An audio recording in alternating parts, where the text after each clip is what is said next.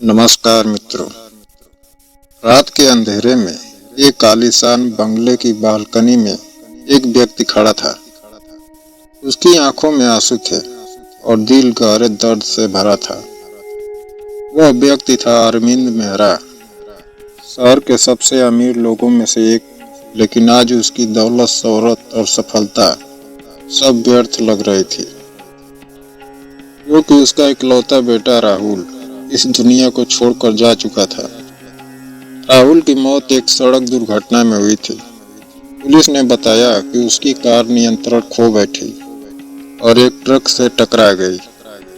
जब तक मदद पहुंची तब तक बहुत देर हो चुकी थी।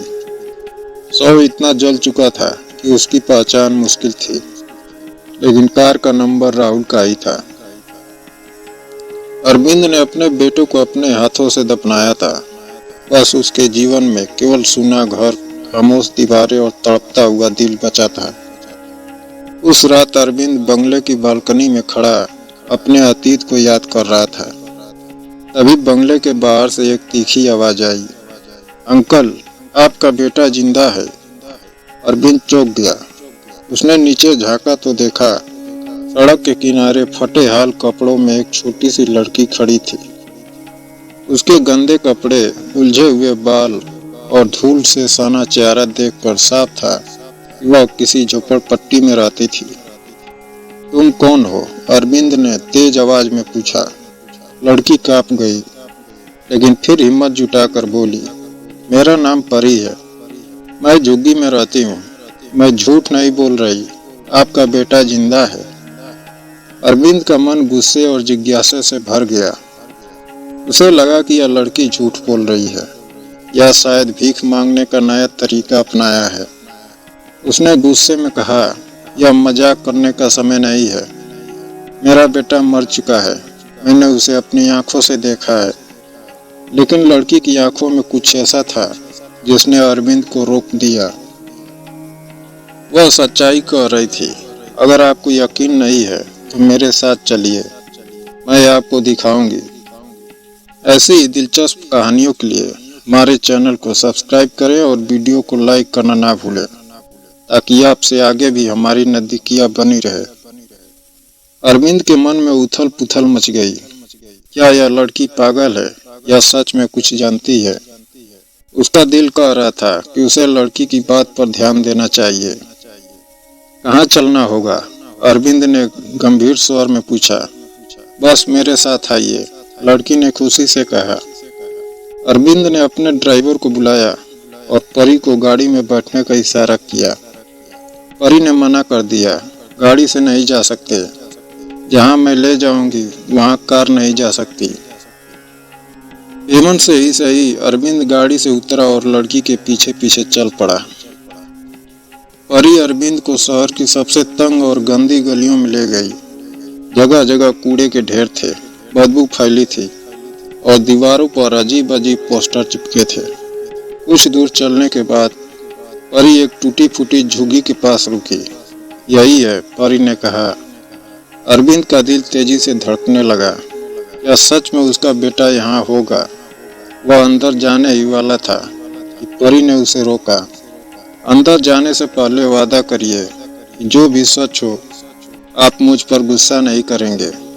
ठीक है, वादा करता हूँ, अरविंद ने झिझकते हुए कहा। परी ने धीरे से दरवाजा खोला। जो दिखा उस पर यकीन करना मुश्किल था। अरविंद अंदर गया। जो उसने देखा उसके पैरों तले जमीन खिसक गई। उसके सामने एक कमजोर और जख्मी हालत में पड़ा युवक था। उसका चेहरा चोटों से भरा था, लेकिन वह पहचानने में कोई संदेह नहीं था। अरविंद की आंखों से आंसू बह निकले। वह दौड़कर अपने बेटे के पास गया और उसे हिला दिया। राहुल की आंखें धीरे धीरे खुली।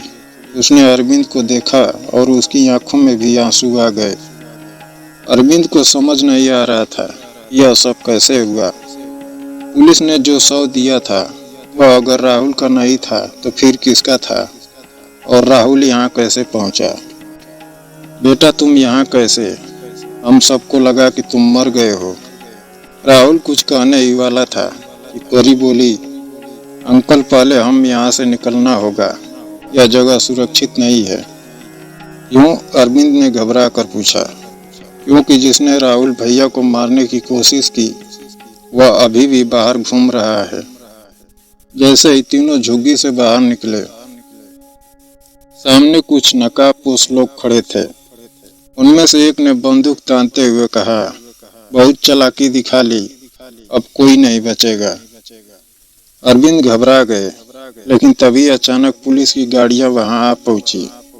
सभी नकाबपोश भागने लगे, लेकिन पुलिस ने उन्हें घेर लिया। परी ने मुस्कुराते हुए कहा, अंकल, मैंने पहले ही पुलिस को खबर दे दी थी। पुलिस इंस्पेक्टर ने बताया कि यह गैंग शहर में कई सालों से काम कर रही थी और बड़े लोगों के वारिसों को निशाना बनाती थी। राहुल ने कांपते हुए कहा, पापा, वह गैंग नहीं थी, इसमें हमारे घर के किसी अपने का हाथ भी था। अरविंद के चेहरे पर हैरानी थी। वह सोच भी नहीं सकते थे कि उनका कोई अपना उनके बेटे को मारना चाहेगा। इंस्पेक्टर ने एक फोन रिकॉर्डिंग चलाई, जिसमें एक जानी पहचानी आवाज थी, अरविंद का अपना बिजनेस पार्टनर और दोस्त विक्रम। राहुल को रास्ते से हटा दो, फिर पूरी प्रॉपर्टी हमारी होगी। अरविंद के पास कोई और वारिस नहीं है। अरविंद के पैरों तले जमीन खिसक गई। उसे समझ आ गया कि लालच इंसान को किस हद तक गिरा सकता है। विक्रम को गिरफ्तार कर लिया गया और राहुल को आखिरकार अपने पिता का प्यार और सुरक्षा दोबारा मिल गई। परी को अरविंद ने अपनी बेटी बना लिया और उसकी पढ़ाई का पूरा जिम्मा उठाया। कभी कभी सच्चाई आंखों से नहीं, दिल से देखनी पड़ती है। प्यार और विश्वास हर मुश्किल को हरा सकते हैं।